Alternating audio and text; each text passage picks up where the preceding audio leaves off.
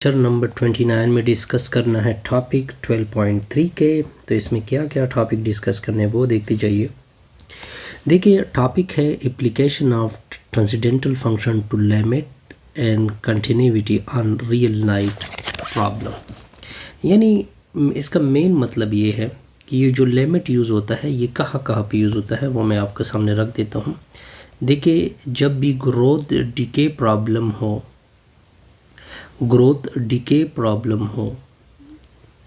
जब भी growth decay problem हो तो इसमें दो तरह के कंसेप्ट यूज़ होंगे। एक इसमें एक्सपोनेंशियल फंक्शन का कंसेप्ट यूज़ होगा, ठीक है, और दूसरा इसमें लिमिट का कंसेप्ट यूज़ होगा। इस वजह से एक्सपोनेंशियल किस में आता है? ट्रांसेंडेंटल में आता है, ठीक हो गया। इस वजह से ये टॉपिक यानी दो टॉपिक हम कवर करते हैं। लिमिट किसके ऊपर अप्लाई करते हैं? एक्सपोनेंशियल। देखिए फिनांस की जितने प्रॉब्लम है इसमें लिमिट का कंसेप्ट यूज़ होता है, इसमें लिमिट का कंसेप्ट यूज़ होता है। और फंक्शन इसमें किस तरह के होते हैं? ट्रांसेंडेंटल वो फंक्शन होते हैं जो कि क्या हो, पॉलिनॉमियल ना हो, ठीक है। इकोनॉमिक्स की प्रॉब्लम भी सिमिलरली इकोनॉमिक्स के जितने प्रॉब्लम होंगे इसमें लिमिट के कंसेप्ट यूज़ होगा और दूसरा किसका कंसेप्ट यूज़ होगा? इसमें जो फंक्शन होते हैं वो ट्रांसेंडेंटल होते हैं। जितने surveying and predicting long term वगैरह इसमें सब ये सोल्यूशन देखिए आपको एक ग्रोथ डिके प्रॉब्लम गिवन है, ये आपको एक वैल्यू गिवन है कि ए ऑफ टी की वैल्यू गिवन है a0 e⁻⁻kt। आपका टारगेट क्या है? यहाँ पे a0 जो है वो इनिशियल अमाउंट को रिप्रेजेंट कर रहा है, यहाँ पे a0 जो है वो इनिशियल अमाउंट है और ये जो k है ये डीके कांस्टेंट है। k क्या है? डीके कांस्टेंट है। आपका टारगेट क्या है? आपका टारगेट है कि आप फाइंड कर दे limit t approach to infinity a of t। ये आपका क्वेश्चन मार्क है। तो इसका सोल्यूशन तो बहुत सिंपल होगा। ये जो फंक्शन आपके सामने है इसको लोगे a of t equal to a0 e⁻⁻kt। दोनों अतराफ के ऊपर लिमिट अप्लाई करोगे t approach to infinity, left के ऊपर भी और राइट के ऊपर भी a0 e⁻⁻kt। लेफ़्ट साइड को कुछ नहीं कहोगे, चलो जी कुछ नहीं कहा। a ऑफ t a0 बाहर चला जाएगा, चलो जी बाहर चला गया। Limit t approach to e⁻⁻kt। अब आगे देखते जाइए, आगे इसका सलूशन किस तरह होगा वो देखें। तो limit t approach to infinity a of t equal to a0 अपनी जगह, t की जगह आपने इन्फिनिटी को यूज़ करना है। तो e⁻k डॉट इन्फिनिटी होगा। तो limit t approach to infinity a of t आ जाएगा, ये a0 होगा। ये देखिए ये नेगेटिव साइन आ रहा है, इसको पॉजिटिव बनाने के लिए नीचे लेके जाओगे। अब k विद इन्फिनिटी आ जाएगा, इसका रिज़ल्ट इन्फिनिटी होता है।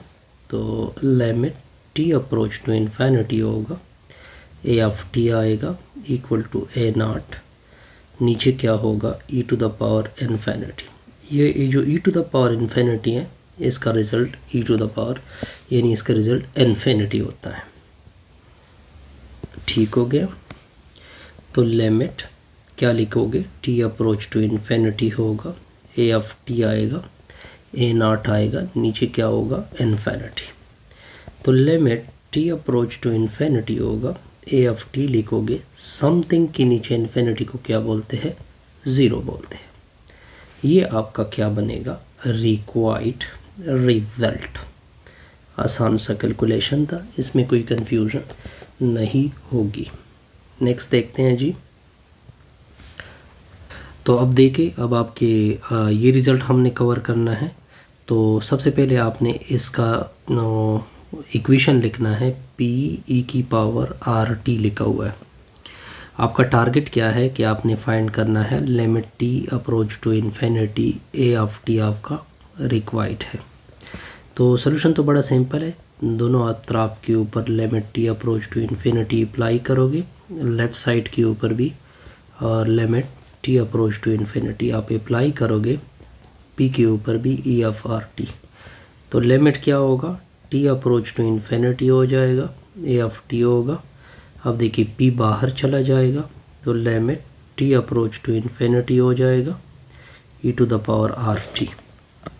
अब आपने क्या करना है, टी अप्रोच टू इन्फिनिटी है, ए ऑफ टी आ गया, पी अपनी जगह और टी की जगह इन्फिनिटी पुट होगा तो आर इंटू इन्फिनिटी आ जाएगा। तो limit T approach to infinity हो जाएगा, ए ऑफ टी होगा, पी अपनी जगह, आर विद इन्फिनिटी तो इससे इन्फिनिटी आएगा। ई पावर इन्फिनिटी को इन्फिनिटी बोलते हैं, तो इन्फिनिटी जब किस चीज़ से ज़रब होगा तो इसका रिज़ल्ट होगा इन्फिनिटी। आसान सब। अब देखिए एग्जांपल नंबर 18 देखिए, आपके पास इक्वेशन क्या है, B of D equal to L के नीचे डी का स्क्वायर। आपसे क्या मांगा जा रहा है, D approach to infinity P of D आपका रिक्वायर्ड है। तो सोल्यूशन तो इसका बड़ा सिंपल है, आपने दोनों अतराफ के ऊपर लिमिट अप्लाई करना है, B of T equal to left पे भी अप्लाई करना है और राइट के ऊपर भी, यानी एल के नीचे डी स्क्वायर। तो लेफ़्ट साइड को छोड़ दे, टी अप्रोच टू इन्फिनिटी होगा, बी ऑफ डी आ जाएगा। देखिए ऊपर एल, इधर डी, लेकिन यहाँ पे आपने यहाँ पे D approach to infinity, D approach to infinity, तो इन्फिनिटी का क्या होगा, स्क्वायर होगा। तो लिमिट ये डी हो जाएगा, D approach to infinity B of D होगा। तो इन्फिनिटी का स्क्वायर इन्फिनिटी होता है, समथिंग के नीचे इन्फिनिटी, इसका रिजल्ट क्या आएगा, ज़ीरो। इससे हमारी ये वीडियो क्या होगी, कंप्लीट।